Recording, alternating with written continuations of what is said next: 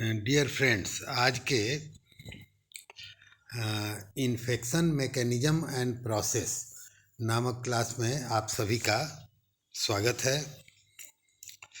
हम लोग के सिलेबस में सेमेस्टर 1 के सिलेबस में दो बार ये शब्द आया है। एक बार इन्फेक्शन कह के और दूसरा bar mechanism of infection, pre penetration, penetration और पोस्ट पेनेट्रेशन कह के आया है। तो इसी को हम लोग यहाँ पर डील करेंगे। तो इन्फेक्शन के प्रोसेस मैकेनिज्म को समझने के लिए सबसे पहले हम लोग को ये ध्यान देना होगा कि इन्फेक्शन अलग चीज़ है और entry of pathogen in host, यह दोनों अलग अलग चीज़ हैं। तो पैथोजेन शरीर के अंदर घुस जाए प्लांट के, यह इन्फेक्शन नहीं है, यह एक छोटा पार्ट है। और आगे चल के जो गतिविधियां होती है जिसके अंतर्गत न सिर्फ पैथोजेन शरीर के अंदर जाए प्लांट के, बल्कि वहाँ पर अपने आप को इस्टेब्लिश करे और इस्टेब्लिश करने के बाद न्यूट्रिशन ले, कोलोनाइजेशन करे और रिप्रोडक्शन करे, सिम्पटम डेवलप करे, यहाँ तक का चीज़ इन्फेक्शन के अंतर्गत आता है। तो अब इसका तात्पर्य यह हुआ कि इन्फेक्शन का मतलब है कि 4 स्टेज होंगे: कांटेक्ट फेज, पेनेट्रेशन फेज और इनक्यूबेशन फेज और सिम्पटम अपीयरेंस फेज। तो इस प्रकार से ये 4 स्टेज को मिला के तब बनता है इन्फेक्शन। तो इन्फेक्शन के प्रोसेस में ये 4 स्टेप्स जो हैं वो आते हैं। पर हम लोग कंसंट्रेट करेंगे कि प्री पेनेट्रेशन, पेनेट्रेशन और पोस्ट पेनेट्रेशन। तो ज़रा इन 4 स्टेज में अपने सिलेबस के लाइन को देख लीजिए।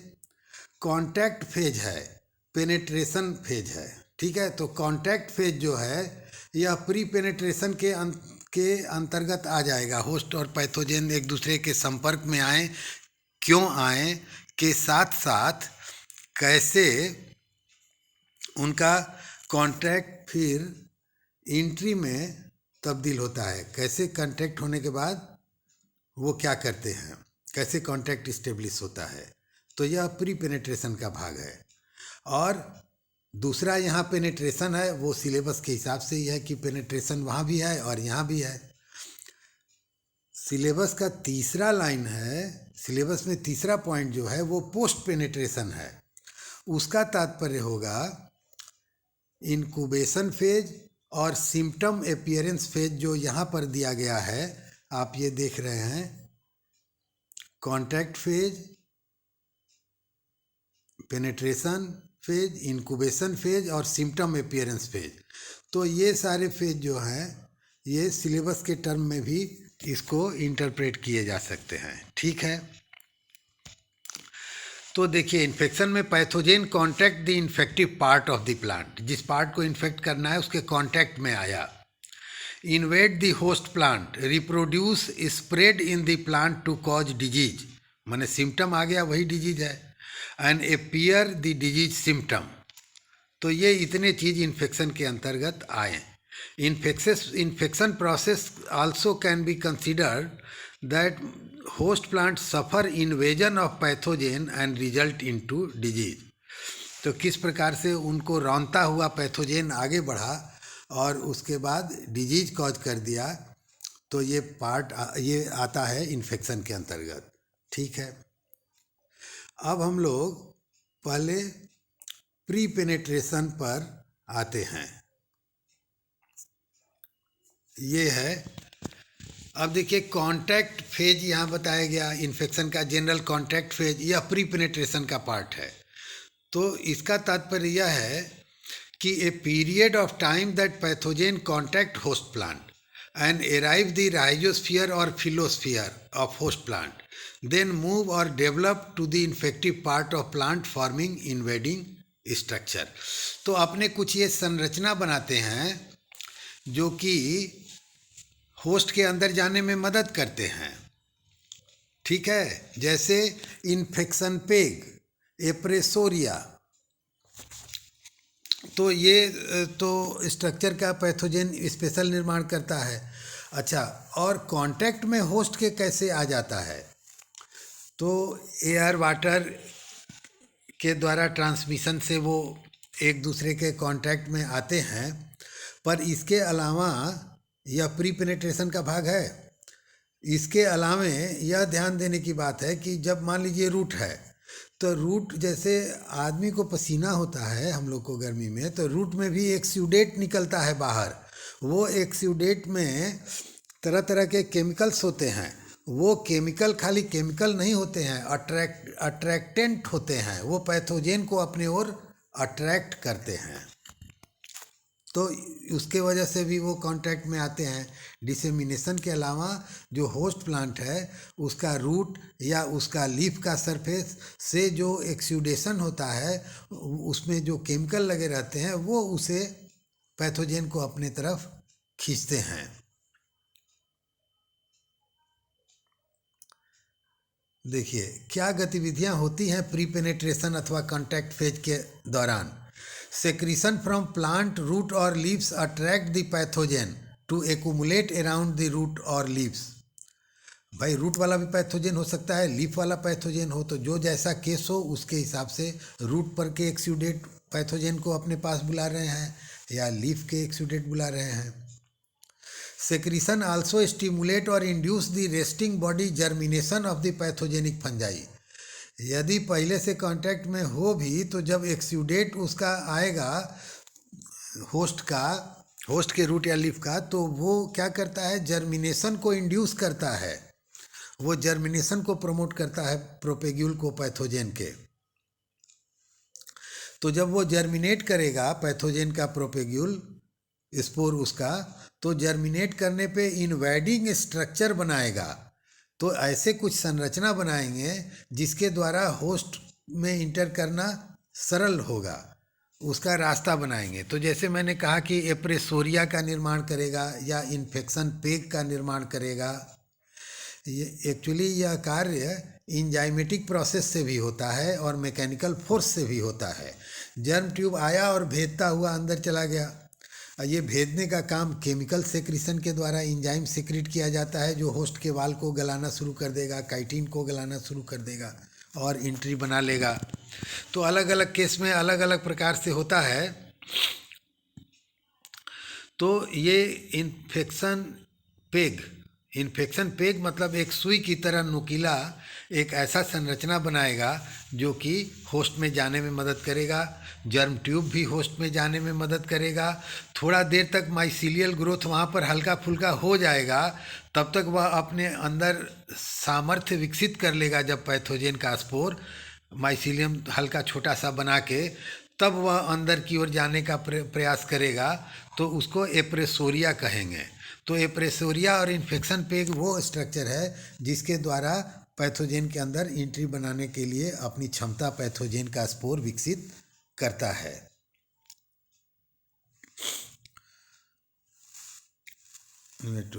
विच benefit the pathogen forming invading structure. अच्छा, इन कांटेक्ट फेज पैथोजेन जो है ग्रो करते हुए आगे बढ़ा।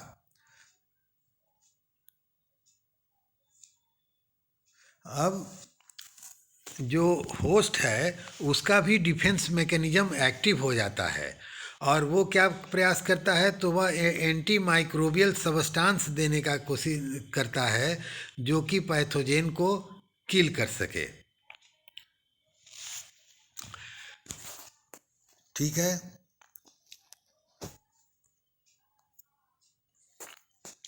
तो अभी तक का जो पार्ट रहा वो प्री पेनेट्रेशन फेज रहा। अब देखिए पेनेट्रेशन फेज के अंतर्गत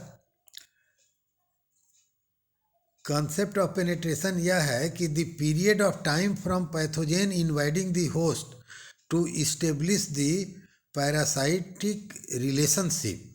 अच्छा, देखिए पैथोजेन जो है वो होस्ट के अंदर जाएगा, तो उसके जाने से खाली मतलब नहीं है, होस्ट के साथ उसका एक ऐसा संबंध स्थापित होना चाहिए, एक पैरासिटिक रिलेशनशिप स्थापित हो जाना चाहिए जिसमें कि होस्ट से वो न्यूट्रिएंट भी ड्रॉ कर सके।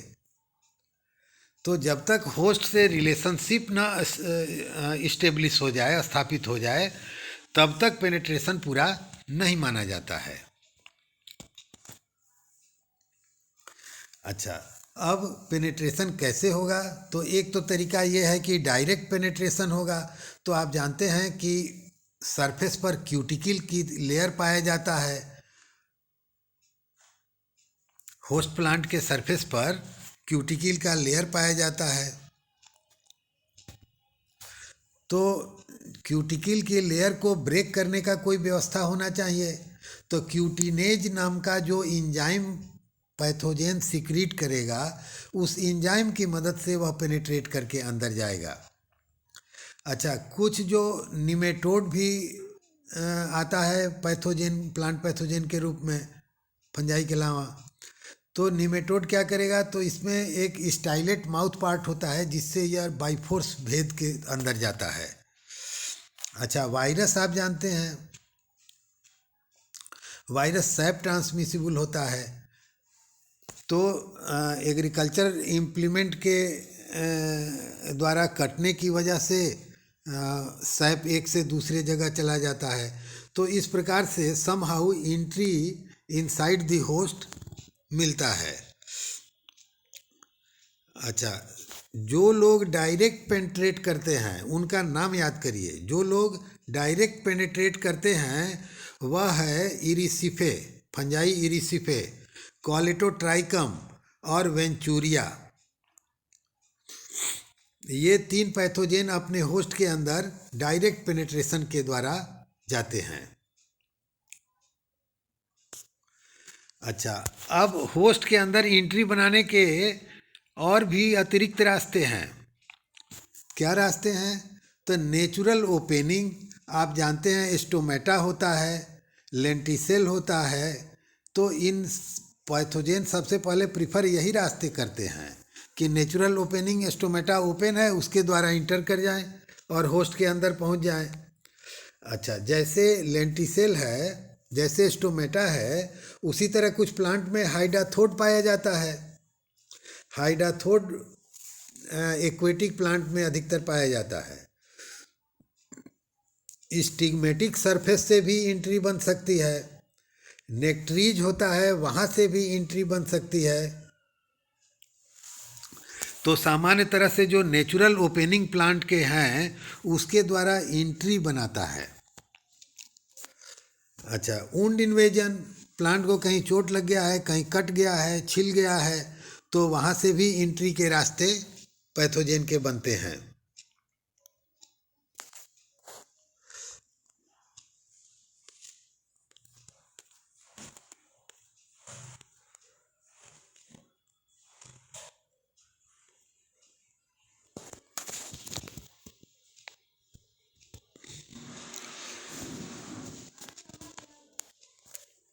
तो देखिए इन्फेक्शन, जब अब यहाँ पर थोड़ा सा और सचित्र हम लोग देखें कि penetration of inoculation and infection, तो ये पेनिट्रेशन की घटनाएं चल रही हैं। तो इसमें क्या है कि infection occurs when pathogen successfully inter A plant, grows, reproduce and spread with in the host. Pathogen inter A host through natural opening, wound and plant surface by penetrating directly into the plant. अब देखिए यहाँ पर आपको spore दिख रहा है, तो contact में तो आ गया, आप प्री पेनेट्रेशन फेज खत्म, अब पेनेट्रेशन वाला शुरू हुआ। तो पेनेट्रेशन करने के लिए देखिए ये जर्म ट्यूब बना के एंट्री कर रहा है। एंट्री करने के बाद देखिए ये माइसीलियल ग्रोथ इसका बढ़ रहा है आगे। यहाँ पर माइसीलियल ग्रोथ और भी आगे बढ़ा, और देखिए बढ़ते हुए ये अपने को इस्टेब्लिश कर लिया है। और इस्टेब्लिश करके नीचे में जो ये लाल रंग का आपको दिखाई दे रहा है, नीचे में ये यहाँ वाला ये लाल रंग का जो दिखाई दे रहा है, और ये बढ़ के यहाँ पर और बड़ा हो जा रहा है। यह फेज पोस्ट पेनिट्रेशन का दिखा रहा है कि किस प्रकार अंदर में जाके यह अपने पुस्चुल का निर्माण कर रहा है, मतलब स्पॉट का निर्माण कर रहा है। तो स्पॉट का निर्माण कर रहा है और स्पोरुलेशन हो रहा है। तो इस प्रकार से ये पैथोजेन का मूवमेंट होता है, पेनिट्रेशन करके अंदर जाता है, और ये पोस्ट पेनिट्रेशन वाली गतिविधियाँ ये दिखाई गई है।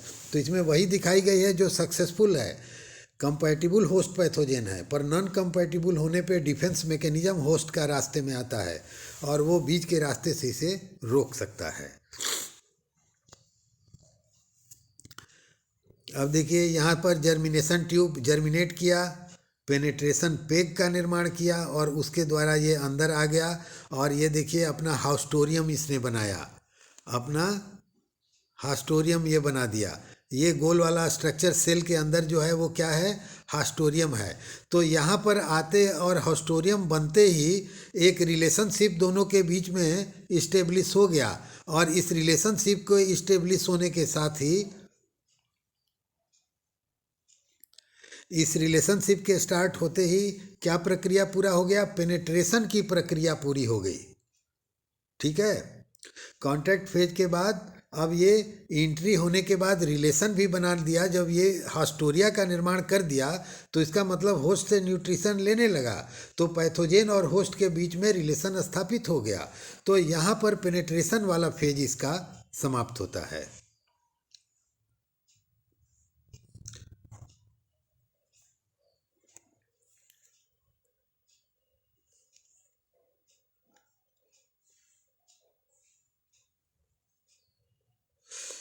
अब देखिए हमने आपसे कहा था इन्फेक्शन पेग या पेनिट्रेशन पेग और एप्रेसोरियम, इन दोनों का यहाँ पर जिक्र किया गया है। पहला तो ये कि tip of hypha in contact with host increases in size and forms flattened bulb like structure appressorium. This increases the area of adherence, जहाँ पर चिपकता है, कांटेक्ट बना है होस्ट पैथोजेन का, उसका एरिया बढ़ जाता है, और इस प्रकार से एक फाइन ग्रोविंग पॉइंट निकलता है। कहाँ से निकलता है, एप्रेसोरिया से निकलता है, और फिर यह क्यूटिकल और सेल वॉल को ब्रेक करते हुए एंजाइमेटिकली अंदर तक चला जाता है। तो इस प्रकार से direct entry by direct penetration भी होता है। तो ये पेनिट्रेशन का फेज है, किस प्रकार से डायरेक्ट एंट्री करेगा और होस्ट में अपना स्थान बना लेगा। तो यहाँ से आपको सिर्फ 3 नाम याद रखने हैं, इरिसिफे, कॉलेटोट्राइकम और वेंचूरिया। ये तीनों जो फंजाई है यह डायरेक्ट पेनिट्रेशन करता है, स्टोमेटा वाला रास्ता नहीं लेता है, डायरेक्ट कर लेता है।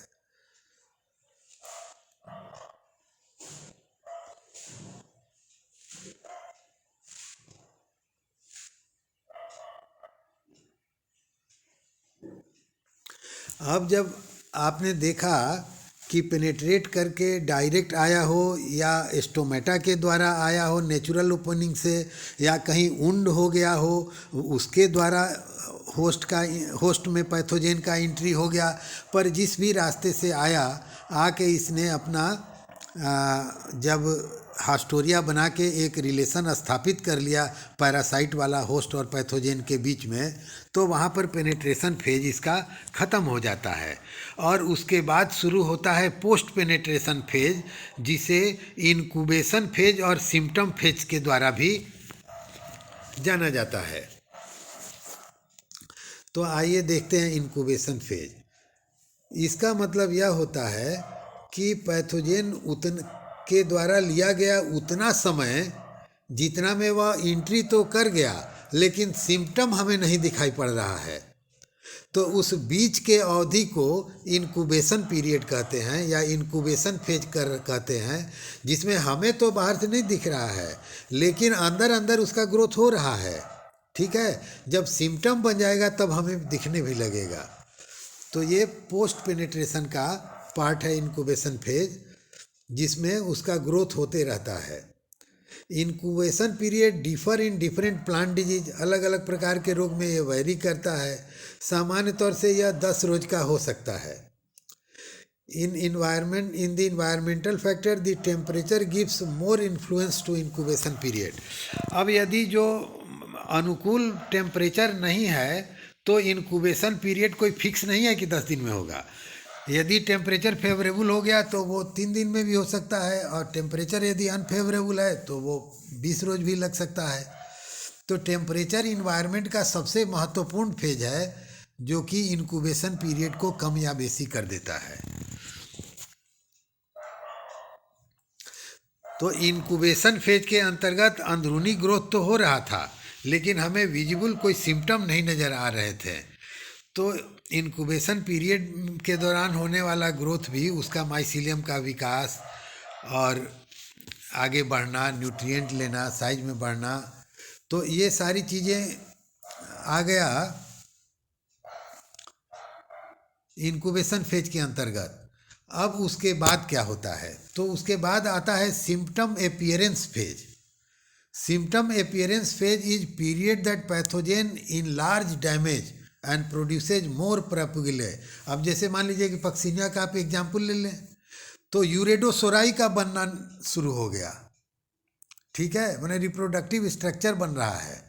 तो ये रिप्रोडक्टिव स्ट्रक्चर जो यूरेडोसोराई बनेगा तो होस्ट का इपिडर्मिस ब्रेक हो जाएगा और वहाँ से यूरेडोस्पोर बाहर निकलेंगे, तो वो दिखने लगेगा वहाँ पर। तब हमें यह समझ में आ जाएगा कि हाँ, इसका रस्टी एपियरेंस, ब्रिक रेड जो है वह दिखाई देने लगेगा, मतलब सिम्टम दिखने लगेगा। तो यह सिम्टम फेज है, और सिम्टम के विकसित होने के साथ इन्फेक्शन का कार्य खत्म हो जाता है। तो हमने ये देखा कि entry of host is not infection, it is just a step, ठीक है। प्री पेनेट्रेशन में होस्ट और पैथोजेन के बीच कांटेक्ट होना, केमिकल का एक्सुडेशन, उसके द्वारा पैथोजेन का अट्रैक्शन, और सरफेस पर, होस्ट के सरफेस पर पैथोजेन के द्वारा एप्रेसोरिया या इन्फेक्शन पेग या जर्म ट्यूब या पैथोजेन के प्रोपेग्यूल का जर्मिनेशन इत्यादि के जो भी गतिविधियां हैं, यह सब प्री पेनेट्रेशन के पार्ट हैं। इसके बाद वाला भाग जो था वो पेनेट्रेशन का पार्ट था, जिसमें कैसे वह इंटर किया, natural opening stomata lenticel hydathode stigma nectaries के द्वारा इंटर कर गया, अथवा मैकेनिकल फोर्स लगा के, और वह क्यूटिकल और सेल वाल को भेदता हुआ इंटर कर गया, या जिस विधि से भी इंटर किया, अंदर जाके होस्ट के अंदर होस्ट सेल के अंदर हास्टोरिया तक बना दिया।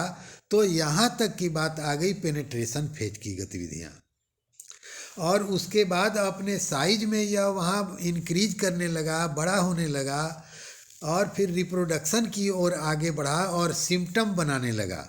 तो यहाँ दो पार्ट हैं, एक इंक्यूबेशन पीरियड और दूसरा सिम्टम डेवलपमेंट। ये दोनों पोस्ट पेनेट्रेशन के पार्ट हैं। तो ये इतने कार्य जब सम्मिलित रूप से इन्हें देखे जाएंगे तो pre penetration, post penetration, pre penetration, penetration और पोस्ट पेनेट्रेशन, ये इतना चीज़ें मिलके इन्फेक्शन कॉज करते हैं। यही इसका प्रोसेस है और यही इसका मैकेनिज़्म है। अब हम लोग थोड़ी सी बात करेंगे इसके डिफेंस के बारे में।